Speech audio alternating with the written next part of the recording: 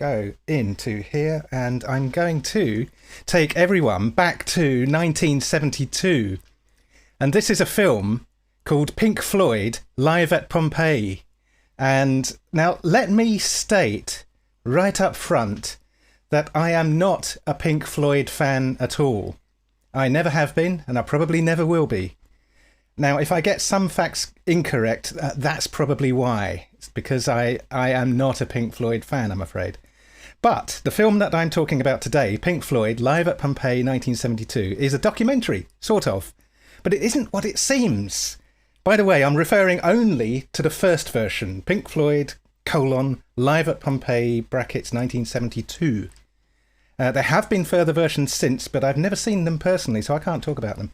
The first version is only 64 minutes long, which is short for a film, but there's enough in it. Now, it was directed by Adrian Maben. Adrian is a director and producer living in Paris, but born in Britain.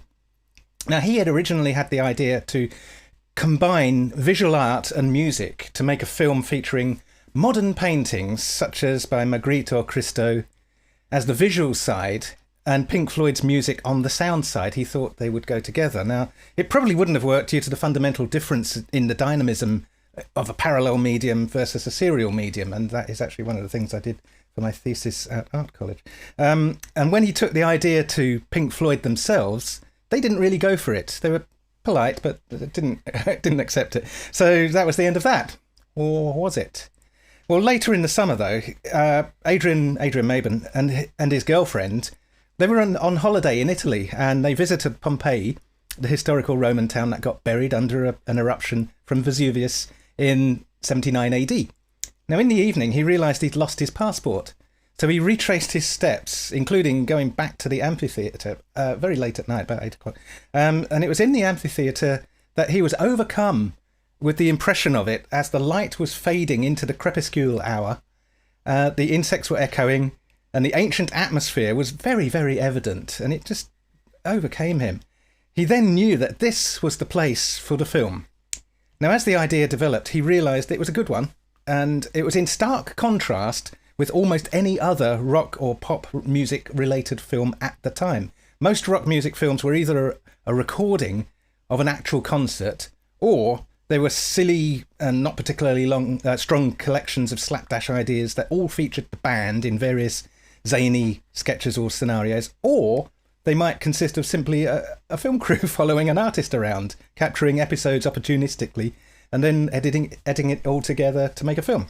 Now, this was going to be different, and he knew it was going to be different. He took the new idea back to the band, and at this time, it progressed. Then proceeded a series of problems to be overcome to get the project on the way. The Pompeii authorities didn't like the idea of a rock group playing the amphitheatre, but he was able to get in contact with a professor at Naples University who in turn knew a few people on the official side and also happened to be a Pink Floyd fan himself. A fairly steep fee, I'm quoting, fairly steep fee was paid, and they were given permission to have the place for 6 days. Now, however, when the band arrived, they arrived with their full concert tour equipment, all of it, as if they were doing a real gig. And it took 3 days to drive it all there from London. There was no audience at all. Nobody other than the band and the film crew and a few local kids who crept in, not even teenagers, 10, 12 years old, a few local kids who crept in and they were allowed to watch at the periphery if they behaved themselves. Effectively, what was being filmed was solely the band playing, admittedly in a very atmospheric historical venue. Unfortunately, the power demands of all the concert gear was too much for the amphitheatre site, and they spent the first 3 days of their 6 days faffing around with no proper power and no way forward. It kept on cutting off every time they powered up. In the end, a very long cable stretching from the amphitheatre to the local town hall solved the problem. And I can't believe that actually worked well enough, because the distance, if you know about Ohm's law, the distance must have been significant. The voltage drop across that distance must have been measurable.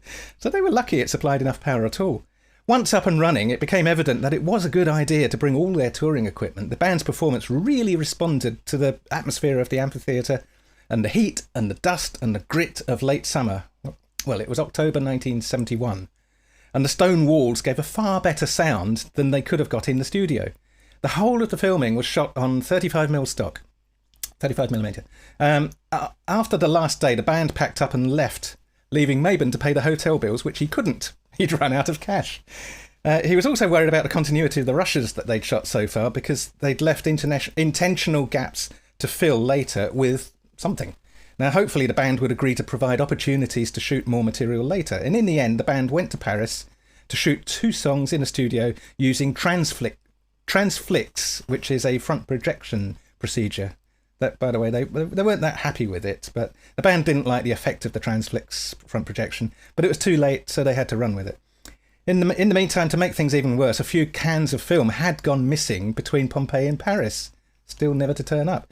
In Paris, the group wanted to do a blues song, all of a sudden, with a howling dog. And Adrian Mabon happened to know Madonna Bouillon, who would often walk around Paris with her Afghan hound called Nobs. So Madonna brought in Nobs, who howled in the correct places in the song. And that all worked out very well. The Edinburgh Film Festival in 1972 got them a distribution deal. But by the time this was settled, Pink Floyd had recorded and released another album, Dark Side of the Moon, which was to prove their biggest and most popular work to date. That catapulted them from a bit of an underground band into a very prominent mainstream band. Yet, all of that was too new to have featured on the film at all. They were about to release a film by the band who brought you Dark Side of the Moon with no trace of that album in the film at all, which now threatened the chances of that film's commercial success. So, it's one thing after another. Lots of problems to solve on getting this film out. Mabon did shoot some faked video scenes and studio scenes, not video, film. No video in this at all, really. Even the effects were film. Very, very well done. Mabon did shoot some fake studio scenes and added a few songs from that album, and those additions constituted a further extended cut version of the film released in 1974. In other words, it's not the one that I'm referring to here. And in the years since, further edits and versions have been put out. And in 2001, when Adrian Mabon went back to Pompeii for the director's cut, the DVD, he wanted to get permission to do some helicopter shooting. And the man in the tourist office looked at him and said, "I know you." And Adrian said, "How?" And the official said, "Remember you were filming here 30 years ago? I was one of those kids in the arena." Pink Floyd, live at Pompeii, 1972. Have a very good weekend, everybody. Thank you very much.